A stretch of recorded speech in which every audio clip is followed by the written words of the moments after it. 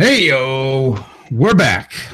Yes, sir. Right? We're on a new line. We're going old school.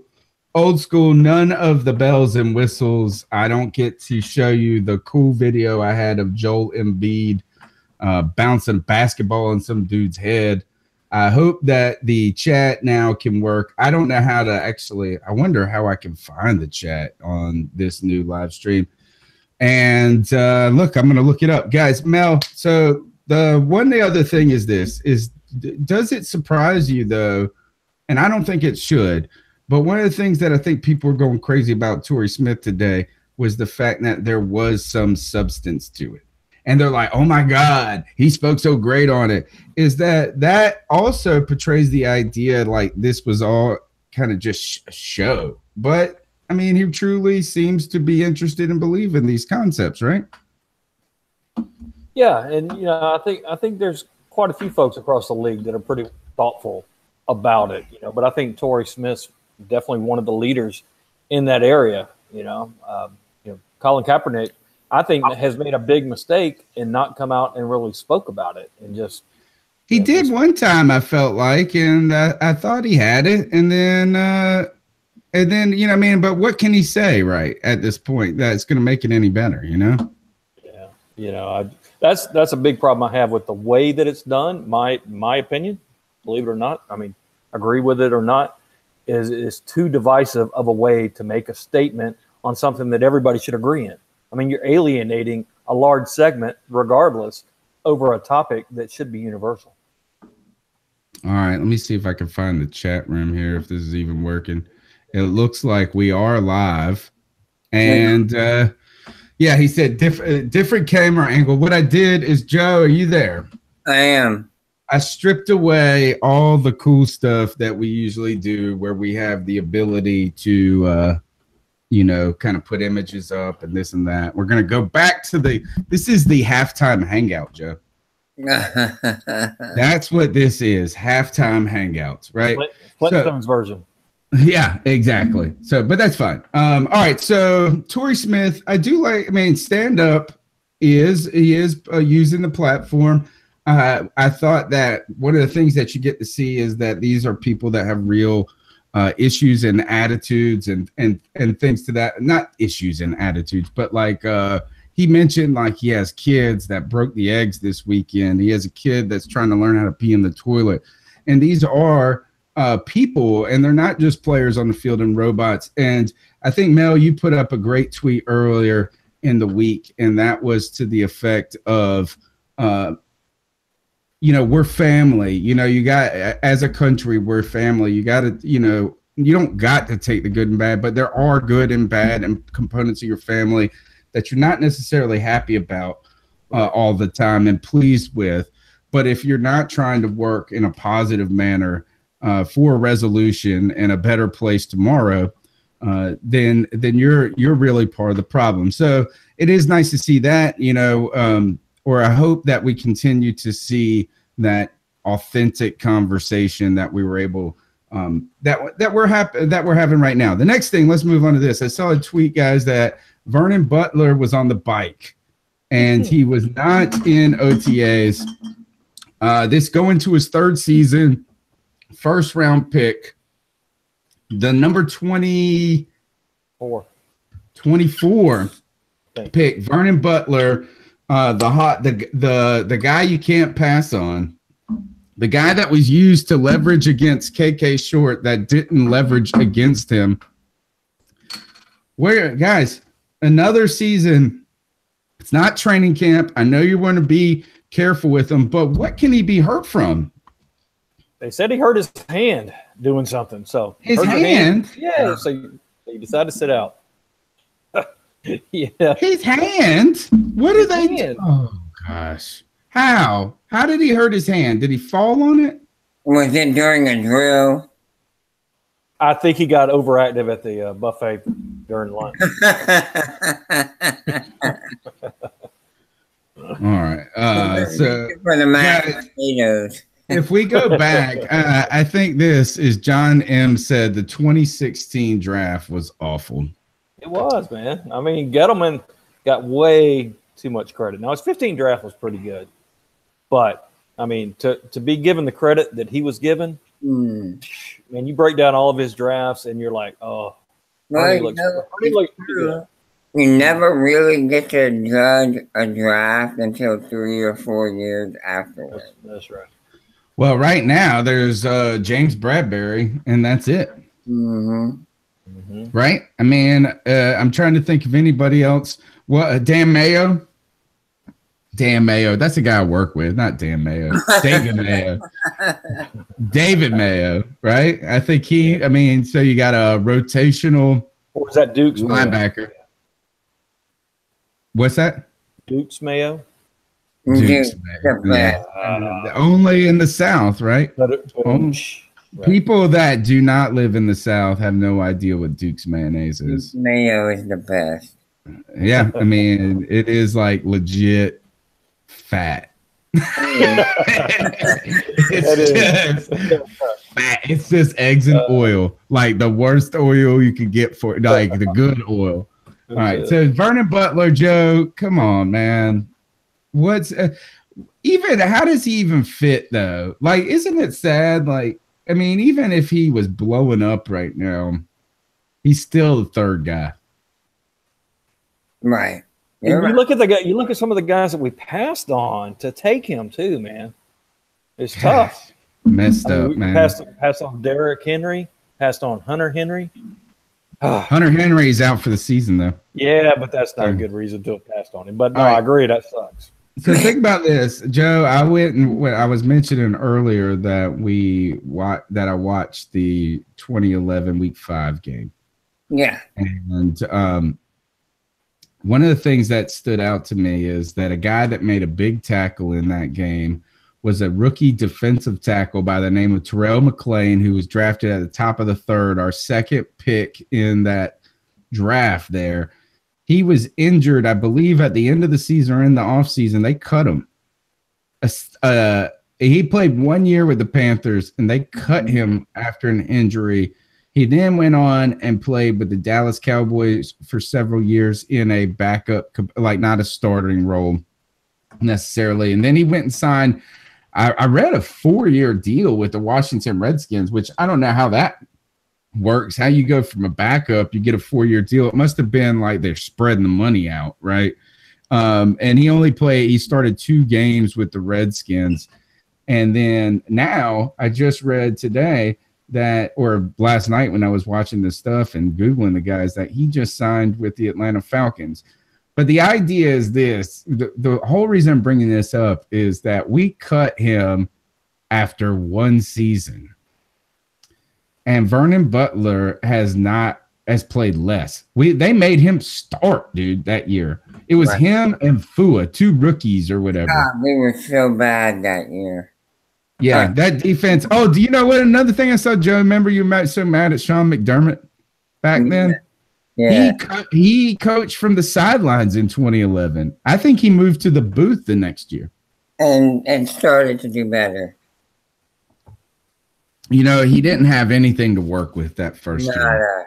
One of the funny things about it, you know what the starting linebacker core was Omar. I think Thomas Davis and John Beeson were both injured. You had James Anderson, Omar Gaither, and Dan Connor was the linebacker core. I really liked Anderson. Dude, but all of them were good players. They were just all backups. Right. Yeah, and you know, there was a whole conversation for about a year that James Anderson's a good player, but he is a jag, just another guy. He was our leading tackler, but he was just a solid player. He was nothing special or elite, right? He made this phenomenal play in that game. Like, I mean, it was so, but he was not especially fast. No. But he got a big payday. He went on to Chicago Bears and got paid. He was good. Yeah. He was good. He was just never great. Right. Guys, look, I want to ask everybody in the chat room, is the stream working all right? Because if it is, like, we might just go back old school, all right, and just be done with the headaches and done with the bells and whistles.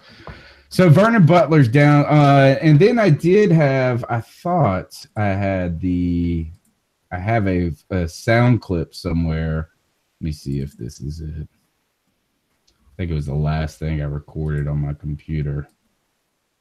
Ken Tizzy said it's perfect. Well, thank you, Tin Tizzy. But you got to tip your cap, man, to all the folks in the YouTube chat room here every week through all of our technical difficulties and everything. They have dealt with it. Let's see if this is it. I thought Demir Bird had a really good day today, so it was good to see Funches. That was it. You heard Duran Rivera say he thought that this is with that Demir Bird had a good day.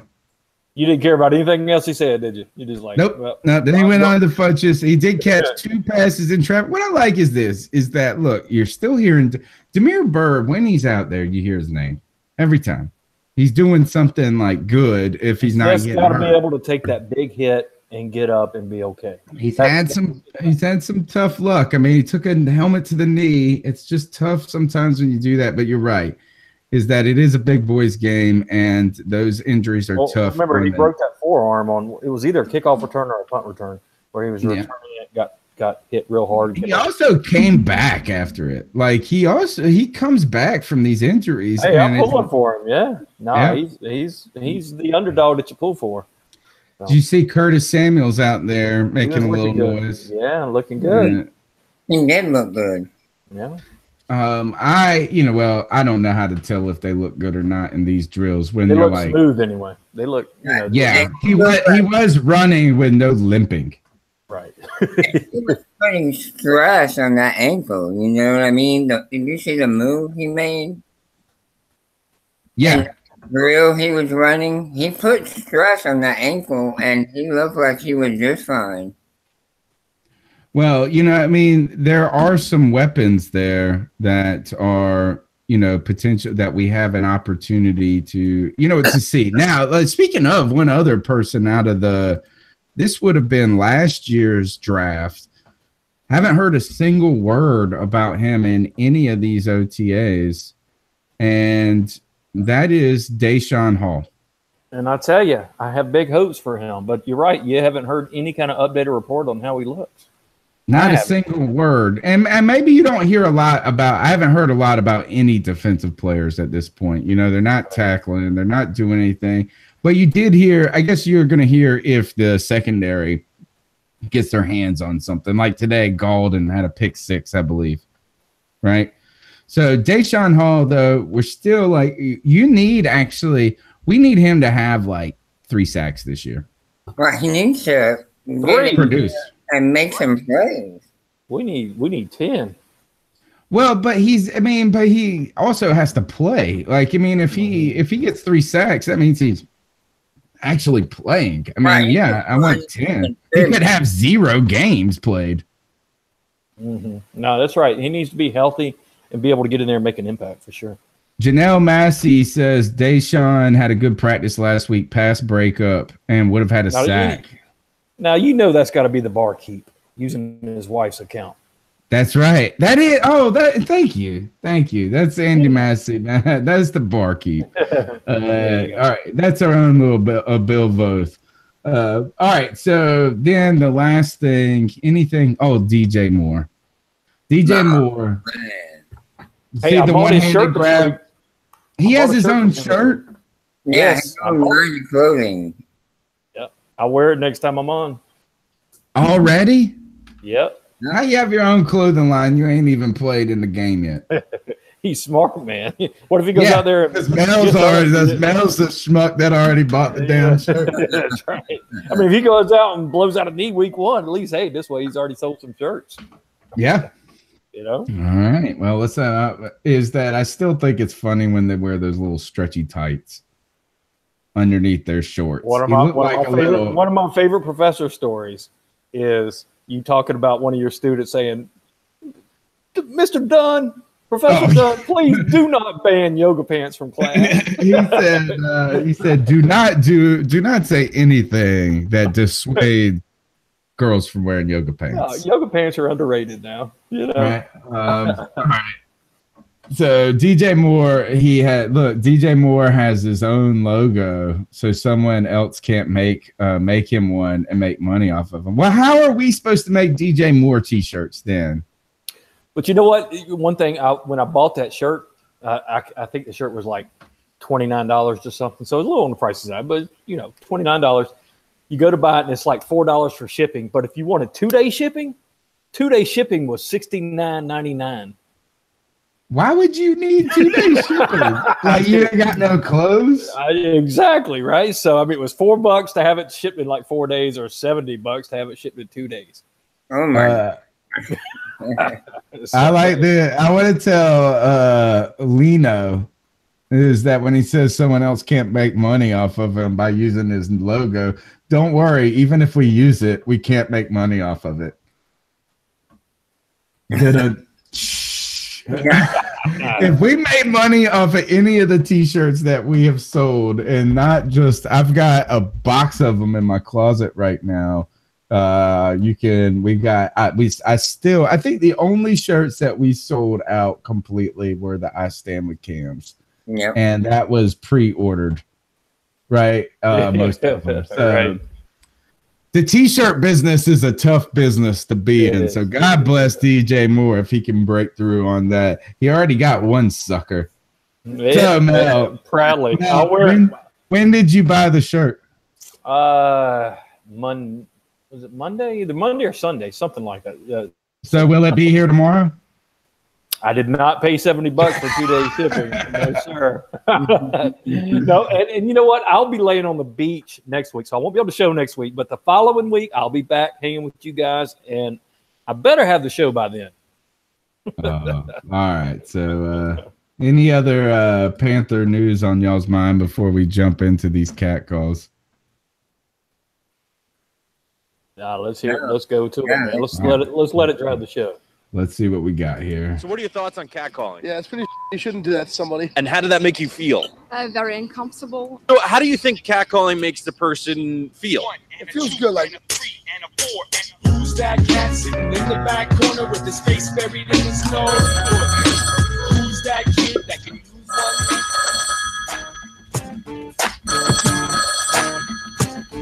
Hi, what's going on, cat fans? This is Caldy, your resident. I think this may have been last week's. So was my favorite part. Your resident. He's the resident. I was reading, so check this out, Tony, and everybody.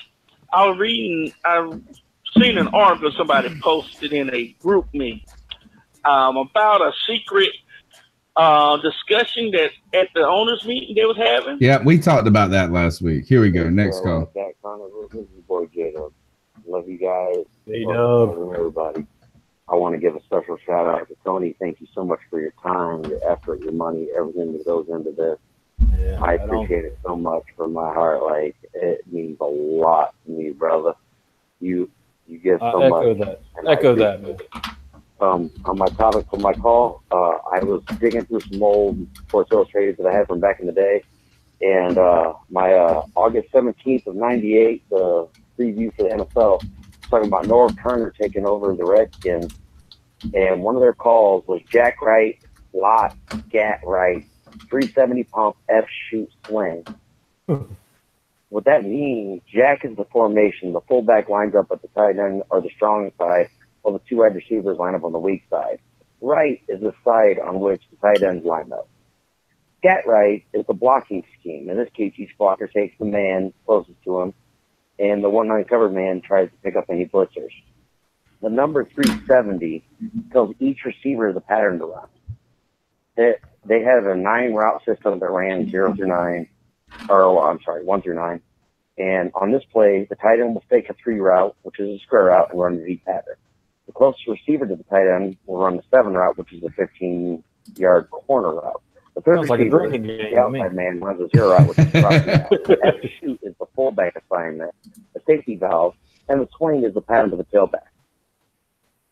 That was one out of 120 or so, as it says in this article by these guys, plays in North Turner's offense. that is a lot to digest. I'm sorry. Like, I'm not calling Cam stupid or anything, but I just hope that, like, he can process all this and everybody knows what they're doing.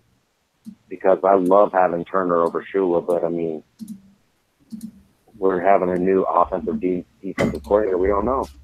So, I mean, that's just a taste of what Turner's system was like and what it is. It's tough.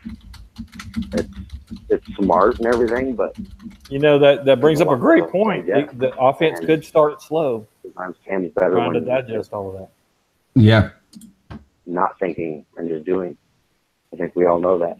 I'm not saying anything bad about it. I just wanted to bring it up. Like, Mike Martz was his quarterback coach when he was in the It doesn't matter if it's Cam Newton or Peyton Manning. It's time to learn a new offense. New verbiage.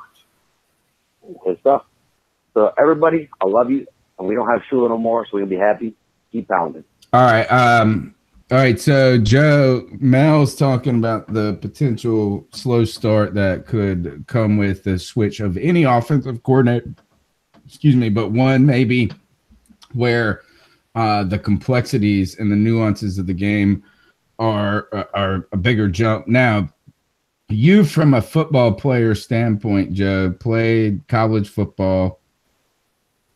What is that a complicated cadence or huddle cadence or whatever you would say, or is it one that is easier to follow?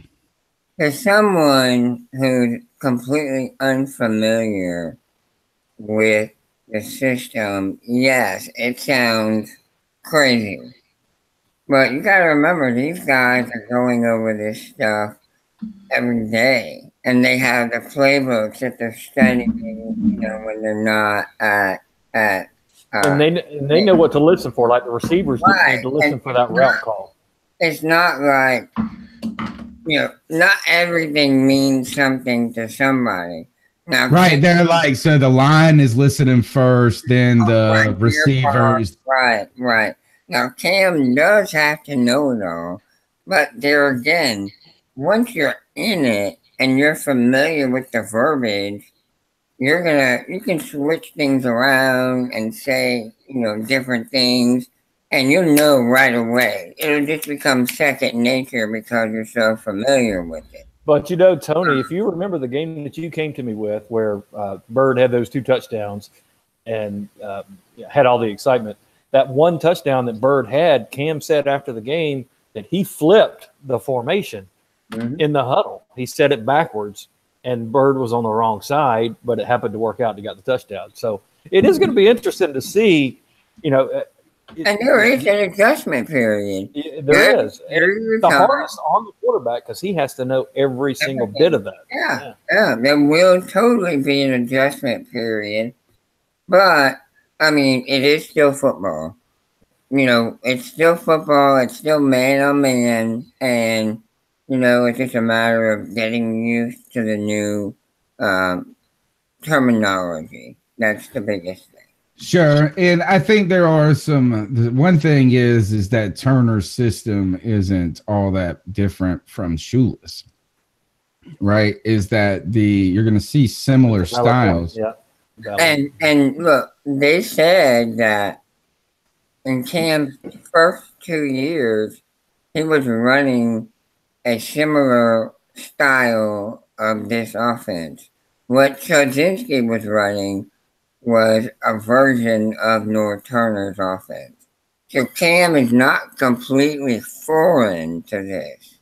I think, though, J-Dub is what his ultimate point is that this places a lot of pressure, could place a lot of pressure on Cam Newton. Yeah, no doubt. To finally, and he could be at the point in his career where he's perfectly ready for this too. You get 1 year where he's there fully for all the practice in the beginning. He's never really had that in his entire career, I don't think. And on top of that, he's not the guy that he's just new to the rodeo. But I think also what J-Dub is intimating here is that one of the things that was maybe brought to light with Cam coming to the pros was how simplistic of the, like when he was in Auburn and they were just like, hold up, 7 and a billy goat. Right. And the billy goat meant nothing. And I know the guy whose job it was to hold up the billy goat. It's not a fun job. It was a real live billy goat too. Moving all around. No, but is that I think that there is some things that I think if anything this shows you how much is on those quarterbacks on every play. Like just imagine getting that play in your ear with the crowd noise, even if you don't know how to process it. Right? Even if you don't know what it means, and reciting it backwards to the people is crazy.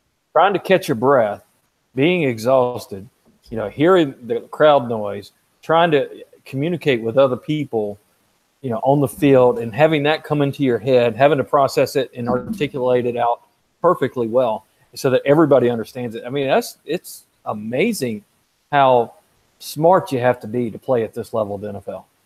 I think what I'm really excited about with Norv Turner, there's 2 things. One is related to J-Dub's call where he says Cam plays better when he thinks. When he just reacts rather than thinks about it. Mm-hmm. When he just does. I could see Cam Newton at one point in a game getting all that long play in his ear and just going, guys, go deep. I'm gonna fake it and I'm gonna run it. Yeah. I was looking when I went back and watched that game, that 2011 game. That was a Chudzinski called game. Yeah. And one of the things that Cam Newton did that I haven't seen him necessarily do since, or a lot since, and we play actions and he threw. We play actions and he threw. And when I say, of course, we play action and he throws the ball, there was no it was like this. It was play action. I know exactly where I'm going. Hey, do you remember, did we use a fullback in that game that you watched? Yes, that was another one of my notes that I saw. We used a fullback. And that helps the play action, right? Mm-hmm. It's not just a stick in a guy's gut, but it's running the whole play and then pulling it out at the last second and doing something else. And you can't do that without a fullback, but they're saying with this North Turner offense, Alex Armah is going to be a guy to really keep an eye on. He's going to get a lot more snaps this year. It was not as when you went back and looked at that Chudzinski offense in that game. Now, I haven't gone and watched that whole season or anything back, but it didn't feel like Chudzinski was overly complicated either. Like, I mean, I'm not saying that like the blocking schemes aren't complicated, but what I'm saying is this: it wasn't like he was overly trying to use deception. It was like this. He used a couple of read options. He used a couple of play actions. He used a couple of traditional runs. It felt like a balanced offense. That's what I felt like. The second thing I'm excited about with Norv Turner over potentially Mike Shula is a kind of a 2-pronged thing. Is one, we're hoping that Norv Turner brings with him the better capability of teaching these points to the players, right? It doesn't matter how good Mike Shula is or whatever, is that like sometimes it's about how you convey this, right, how the players respond to it. It's the nuances of the teaching aspect. So maybe Norv Turner excels in that area. And then the other thing too is that you got to believe that Norv Turner just has a better feel for the game. That's what I'm hoping for, is that he just knows when to call the play. It's not the plays. It's not the offense. It's when you execute it, right? The timing of things. So I'm hoping there that we see some things like that. Interesting, though. We'll see. What we'll see, too, if you went back to last year and the years before, I think last year was a good example of this, is that you saw Christian McCaffrey early in the season. That first game, they just pumped him to it. But then they didn't really know what to do with it. But it really seemed like Mike Shula was saving some things for later in the season. Like he said, I don't want to show this. Where did Mel go? I don't know. Maybe his shirt came in, and he went to go try it on. I don't know, but so I think that I felt like he saved some things that were. He didn't show all of his cards. Right. And so what we're going to see too is it'll be interesting to see how the offense looks in games 1 through 4, 5 through 8, so on and so forth at the end. Right.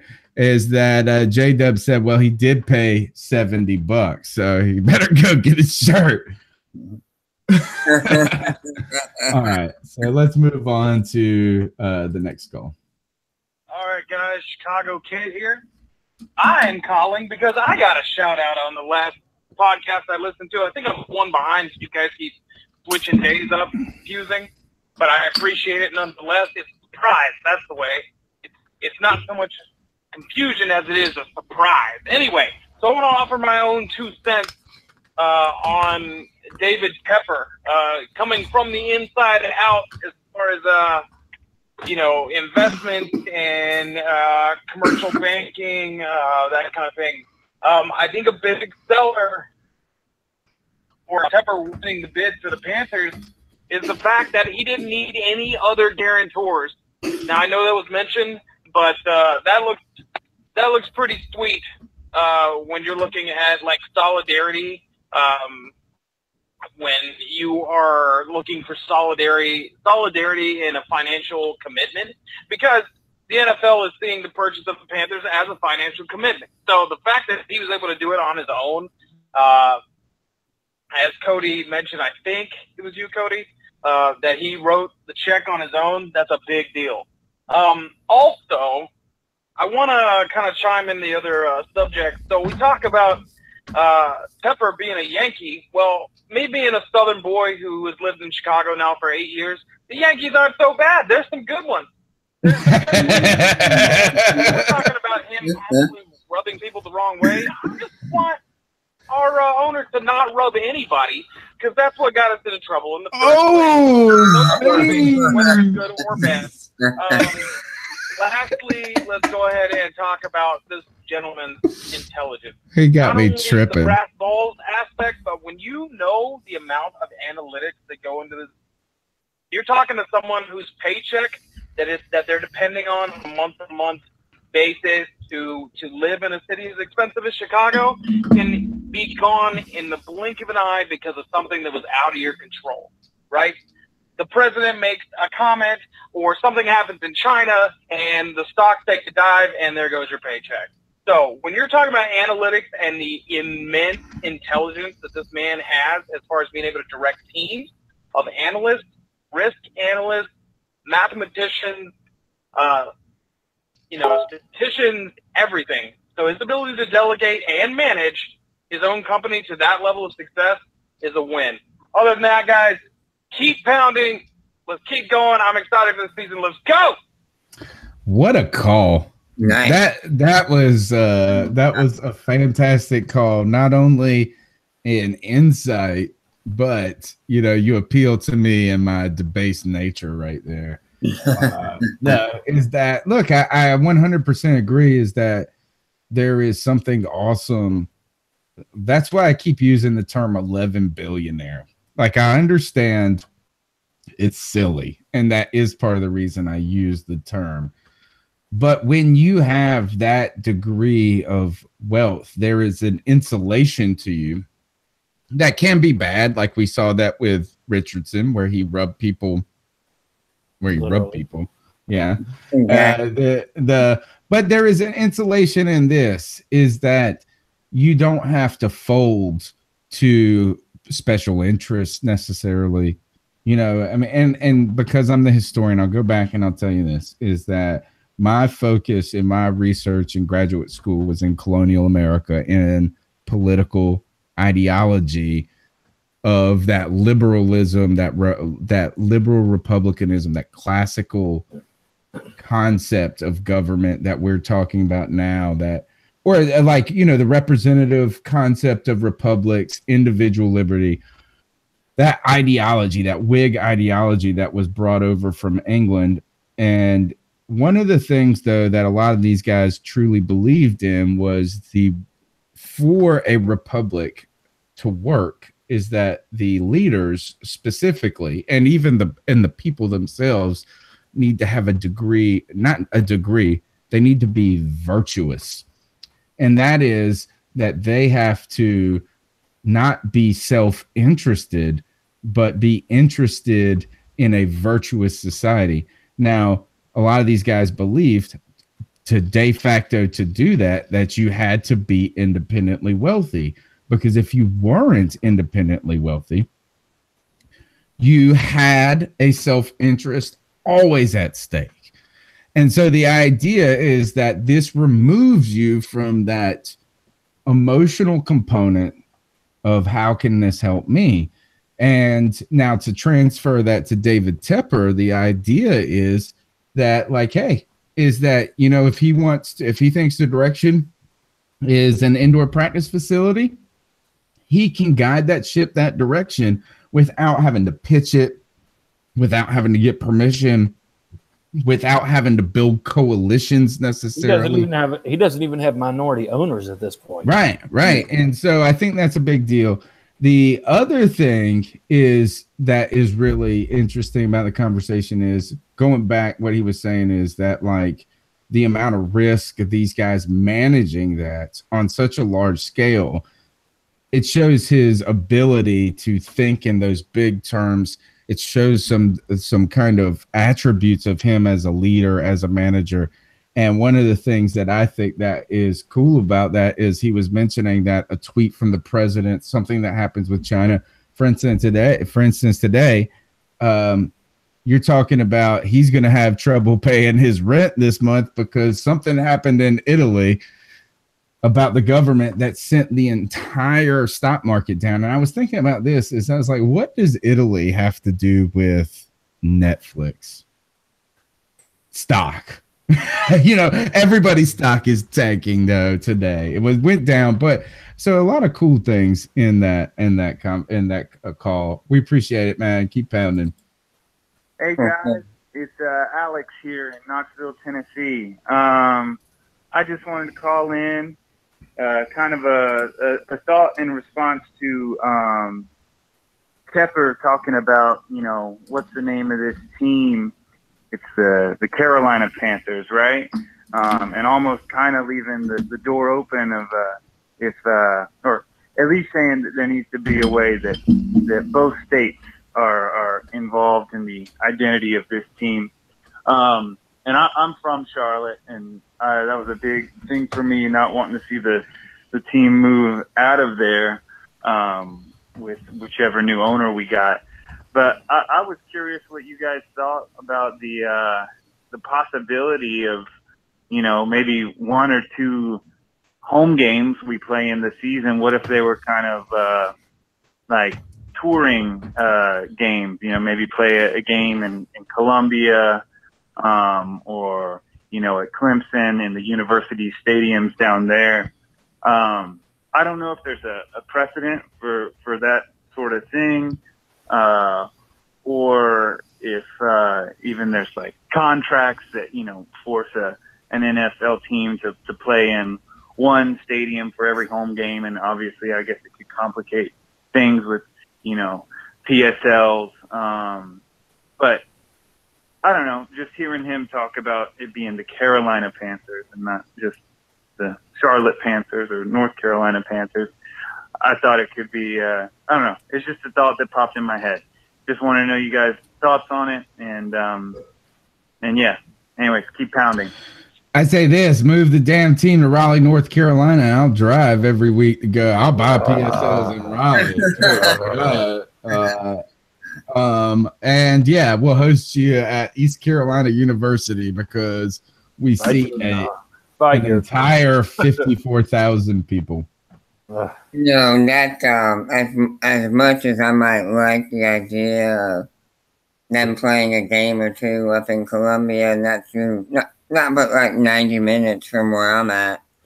No, that just wouldn't work. And I'm happy to hear that he has the desire and is aware of the fact that South Carolina should be included, with this Panthers team.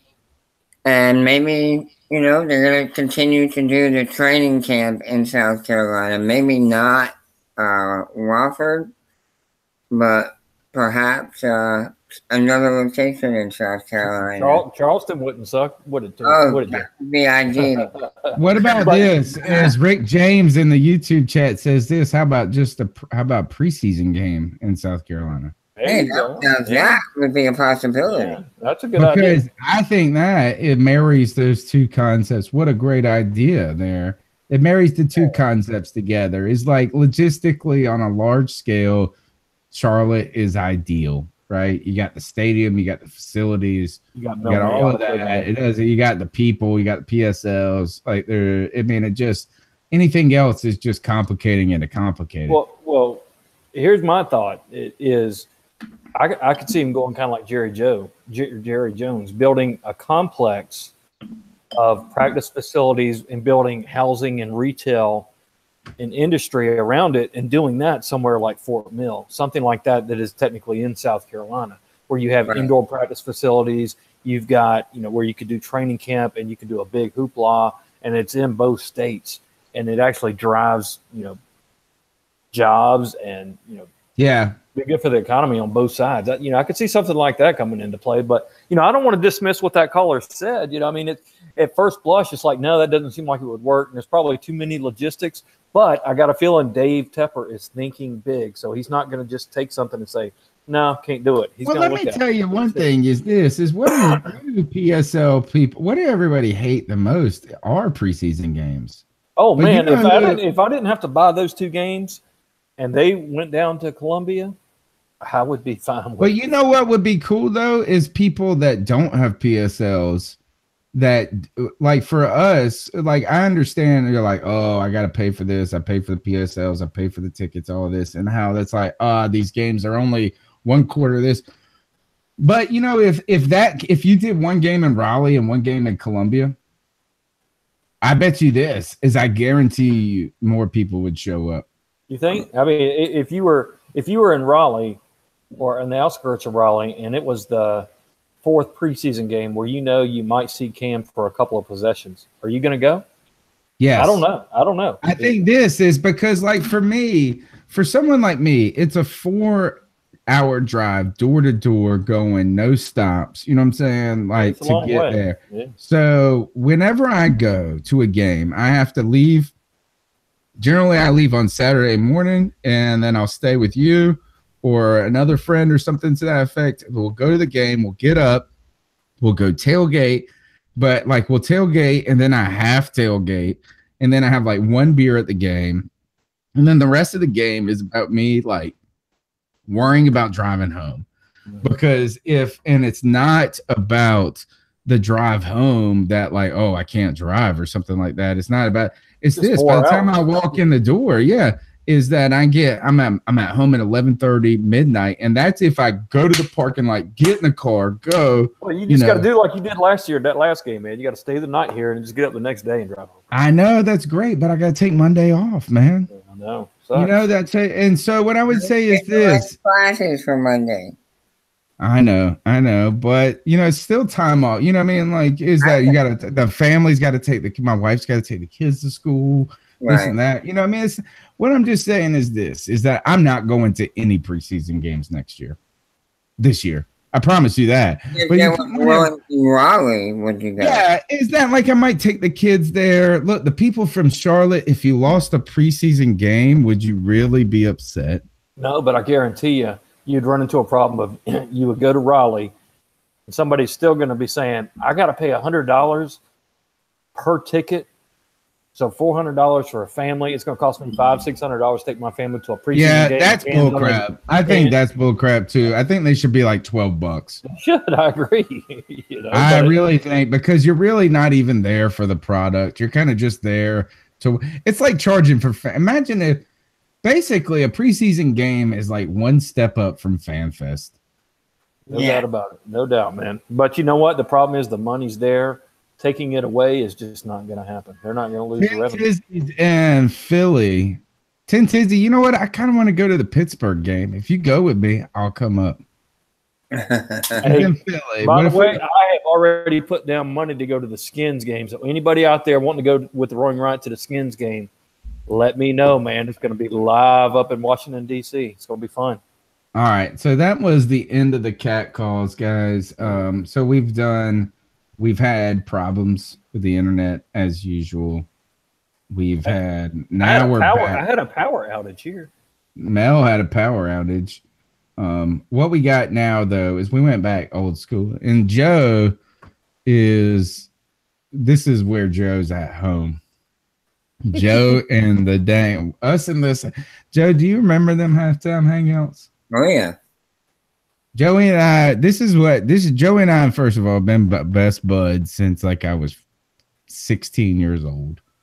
Well, he was my best bud. It took him a while. It took me a while for me to become his best bud. Tony's been Joe's best bud for about 6 months. Yeah, exactly. And I'm on the outs now with all this technical difficulty we keep having each week. Yeah, Joe and I are getting a lot closer now. But is that this podcast has kept us friends. I truly believe that, man. On a weekly basis, yeah, man. Yeah. All right. Let's do this. I'm ready to ice some mugs up. Do it. Yeah, Tony, are you wanting to go last or? I got two. So I want to do my first one. I'll do the first one real quick because my second one's is long. I wanted to show you guys a video. I'm upset we're not on OBS so I can show you this video. But I saw this tweet. Joel Embiid, is that his name? Joel Embiid, yeah, for the 76ers.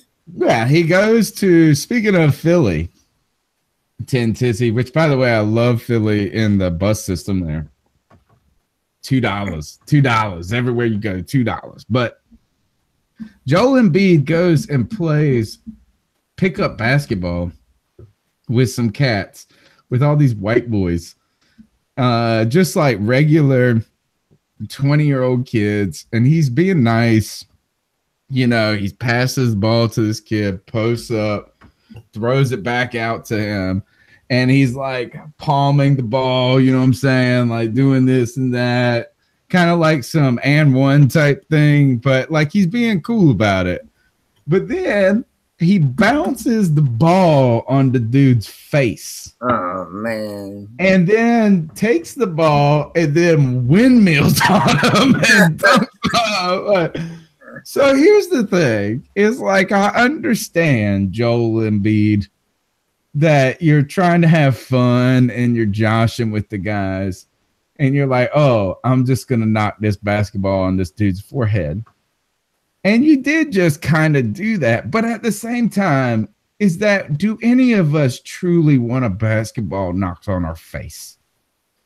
No. And you don't just knock. It's not like one of those squishy balls that I'm playing around with my kids and I bounce it on their head. It's a freaking basketball. So while you hit him in the forehead, you also smashed my man's nose and then posterized him. I thought that was unnecessary. I thought it would have been cooler to, put to get him looking one way and bounce it off his bottom or something. But be like this. Imagine if you were like, oh, just playing around and you just blasted the dude with the basketball right in the face. He's bleeding. And then windmill said to you, Joel Embiid, not funny, not cool. ISO. All right. All right. So I'll go next because I really like Joe's, but I'm going to just keep mine simple. We talked about this earlier in the show, but I got to tell you, Vernon Butler, my man, sitting out OTAs already with a sore hand. Man, we passed on too many good players, and, during that draft, I was pounding the table for some other guys. I really wanted either of the Henrys, the running back or the tight end at the time, and there were some safeties on the board, and Gettleman had to try to just be cute and go with the hog molly, out out of a small school and just say he was the best player. But you know what? He has not lived up to the hype. He's been hurt way more than he's been healthy, and it's been, 3 years now. Sitting out over a sore hand, dude, you got to produce, or we could just ship you on over to New York and take what we can get for you, but you got to ice up quick because that ain't cutting it. Sitting out on a sore hand, OTAs, ice up, brother. You're right, Mel, because he has to want it more than that. That's the problem. You know, he has to want to be out there. And unless that hand is broken and he's got a big old cast on it and can't play for somebody else's security, he needs to be out there putting it all on the freaking line. Exactly. We'll see. Well, we'll really make our judgment in training camp, right? Well, we absolutely will. But because you're right. This is unacceptable here. But if this is in 6 weeks, right, right, exactly. We need to cut bait if that's what's going on in 6 weeks. Ask Terrell McClain how that goes. Exactly. All right, Joe, what you got? My ice-up pick is pretty, as Mel would put it, low-hanging fruit. And I'm really mad because I was really enjoying the show. I was not a fan of Roseanne's show when it was out in the past. Didn't care for it, just not my cup of tea.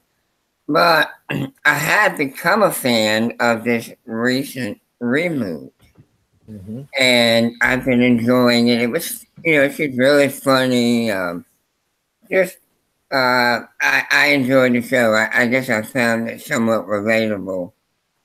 But she made the biggest, dumbest thing she could have possibly done over the weekend with the tweet she put out. It was incredibly offensive. By the way, she didn't do it over the weekend. She did it this morning. Was it this morning? This morning. This all happened today, dude. This is what makes it even better. But go ahead. So this morning, she puts out a tweet offending a former Obama aide, Valerie Jarrett, who is African American, and she was born in Iran.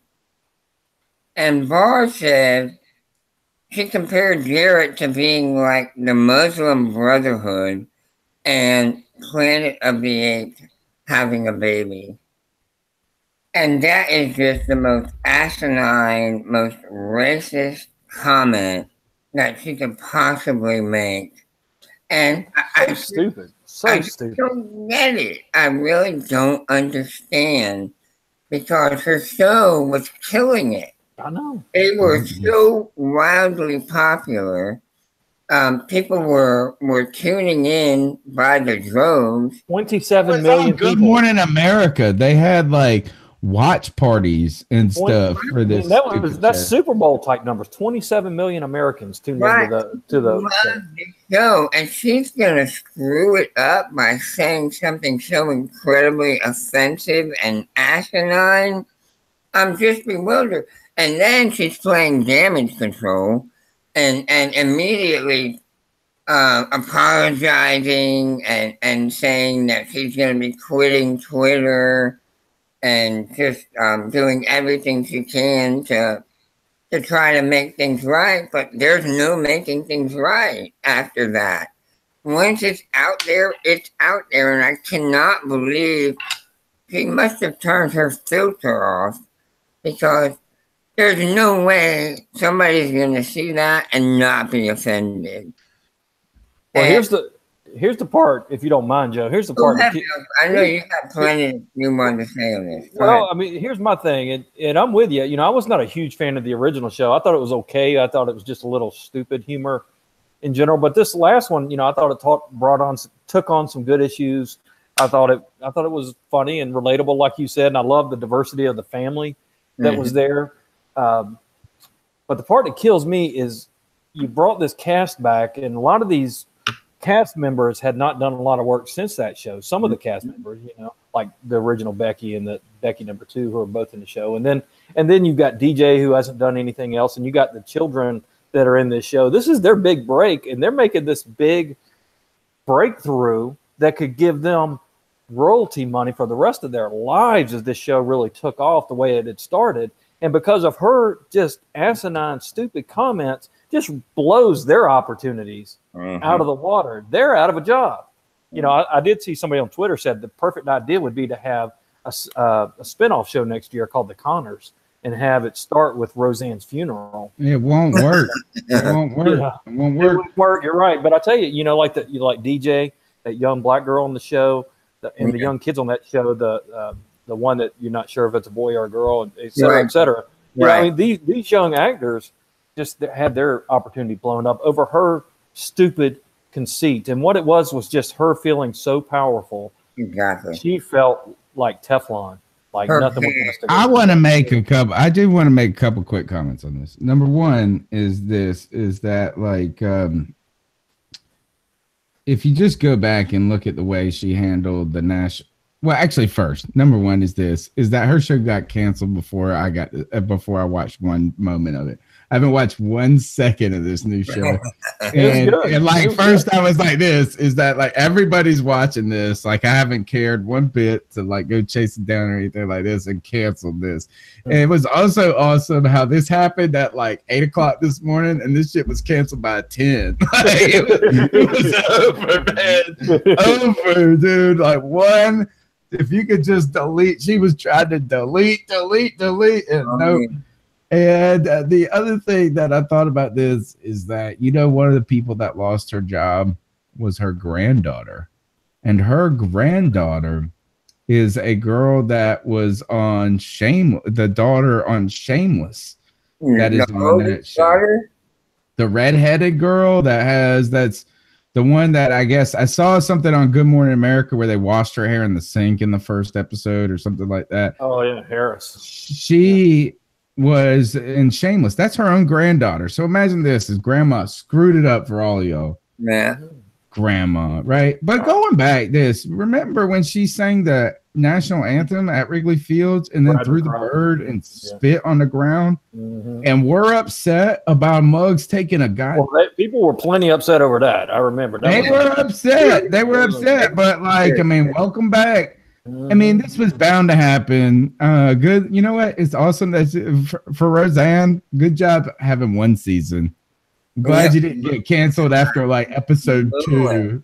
Totally blew it, man. Where you were like, I grabbed my own pussy, Donald Trump, and you can grab it anytime, right? That was the next tweet coming out of her mouth.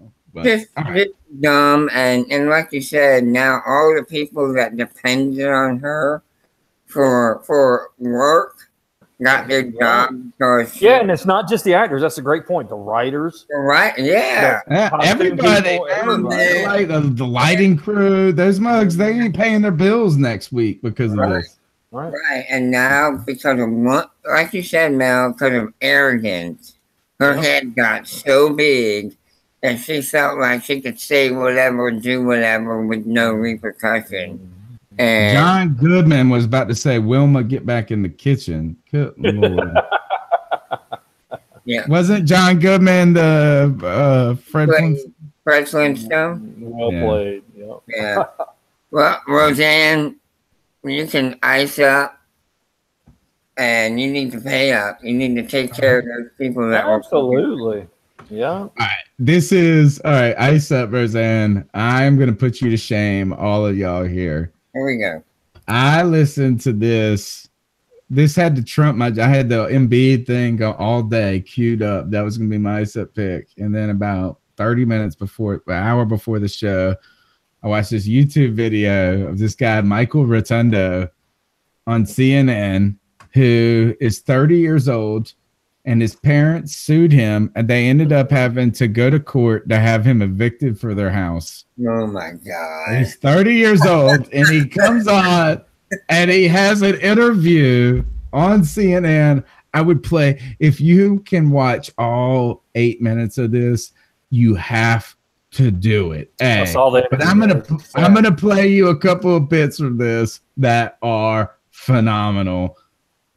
Here we go. Michael, welcome. Hi. Hi. Hi.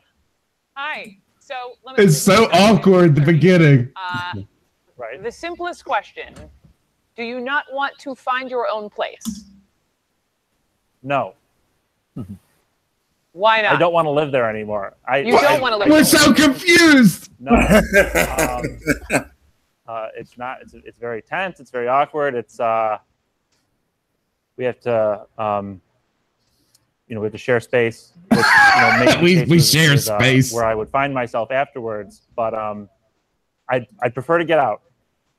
Okay, so on the preferring to get out, let's rewind for a second, because it's my understanding you've lived, at your parents' house rent-free for 8 years, and I know you do your own laundry, you buy your own food, but they asked you 5 times, please move out. Why couldn't you guys resolve this without the court? I would consider much of what they were doing to try to get me out as a tax, and what I was trying to preserve. He got emotional, yeah. For me, which is just let's try to be a little more reasonable. I'll leave. I don't like living here. I'm 30. But I need reasonable time. And, as an example of this, the first notice that I received, the February 2nd notice, was basically, you have 14 days before you're outside in the winter weather. So it was the winter weather. That was it's the winter. I tried to. I made sure that wasn't going to happen. I contacted the police department. I said, "Is this something that's this could happen?" And they're like, "No, you just call us. That they can't do that." And I said, "All right." And I was like, "All right." And I'm listening to you. I really am. But let me just understand, because I hear you on your parents giving you notices. The fact that you were on national television talking about moving out of your parents' house. You tell me you want to move out of your parents' house.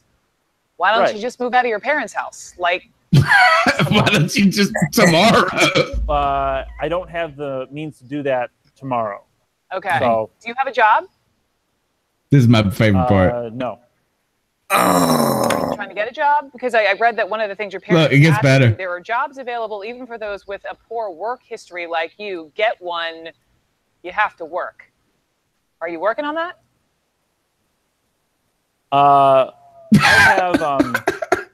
have plans to be able to provide myself with the income I need to support myself, but it's not something that's going to. I'm dying, man. He's talking about allowance. I'm trying to do what's best for me, and I do want to leave, and I want to leave as soon as possible. But it's not tomorrow. It's not tomorrow. I'm on all the dating websites, and I'm trying to meet a sugar tomorrow. mama. It just isn't tomorrow because you don't have the means Right. yet to make it tomorrow. All right, Here's the next thing. So it goes on. All right, here's this. This is fun. I love this. So, okay. Legalist expenses aside and time spent in court, I'm sure you're irked. I'm sure your parents are irked, but you only have one mom and dad. And I understand that you are probably more upset than even you're letting on, but don't you want to reconcile with them? No. Oh my God. He said, no. No, I don't. And then, Joe, this is for you. The thought bubble is, what is up with this millennial generation that you guys seem so entitled? What would you say to those critics? I would say that I'm really not a member of that demographic that they're speaking to, of that group. I'm a very conservative person. The millennials that they're speaking to are very liberal in their ideology. But you're 30, so technically I think you are part of the millennial generation. I don't think there's a delineation between. You're right. When people speak to the millennials and their general nature as a millennial, they speak to more liberal leanings. You're a guy that doesn't work. I don't think it's easy to disagree. I think a millennial is a millennial based upon the year that you were born. Okay. But I think it's totally your opinion to say, that doesn't apply to me. And with that, Michael Rotundo, I appreciate you coming on. I truly wish you the best of luck. And I am a millennial. Now she should just say my favorite part. Does she say ice up? That's my favorort part right here. Listen to it. I am a millennial. Yes, Michael. Right. Oh my God. Michael Rotundo, bro, I don't know who needs to ice up more, you or your parents, yo. Let me tell you this first. Everybody who wants to talk shit about the millennials, be careful because you raised them. Be really cautious on that. You raised them. But the other thing, this goes back to the Roseanne thing, and I think there is a common theme here, is that you can't just say whatever you want and it be reality. I mean, I guess you can technically, like she was like, well, I guess you can have your opinion. No, your opinion sucks and you know what? But what I'm saying is this, is you can't be like, I'm not a millennial. I'm a conservative. No, you're the opposite of you're saying things that you don't understand at all. That's being like, that's a triangle and you're pointing to a building. Right. Like, you can't just be like, well, I'm convinced I'm not a liberal. Well, I mean, you might not be a liberal. You certainly ain't a conservative. I know what you are is a damn slack ass that lives with your mama. Living off your parents. Still. Imagine this, having to sue your own kid to leave. Oh my God. That just sounds. I guarantee you my dad wouldn't have needed the court. No. I don't need no court. Man, we would have held court right at the kitchen table. Exactly. Yeah. Court over. Denied. Continuance denied. Get out. All right. So that's my ice up. Michael Rotundo, his entire family, his whole genetic line.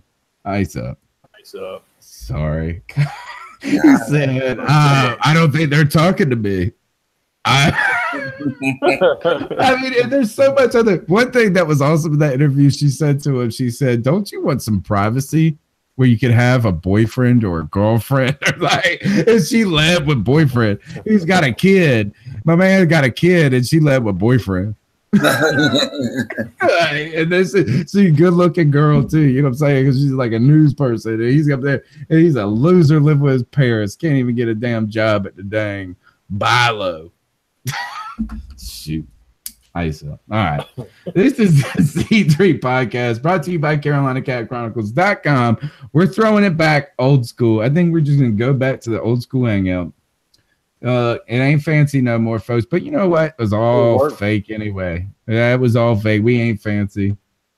We ain't fancy. If you mess with me, you know this. Is I drink some good IPAs, but I'll drink that PBR with you too. Right? So this is the C3 podcast brought to you by Carolina Cat Chronicles. You can follow us on Twitter at @cat_chronicles. Joe Riolano, where can they follow you on Twitter, my friend? You can follow me on Twitter at Joe Riolano. Go Yankees, they just tied it up in the bottom of the ninth. Yes. Mailman. Yes, sir. You can catch me anytime on Twitter at Panthers Drafter. Anytime. Right on. Fantastic. All right, we'll be back next week with the old school no lag. Thanks for sticking it out, guys. We appreciate it. And keep pounding. Keep pounding, guys. See you soon.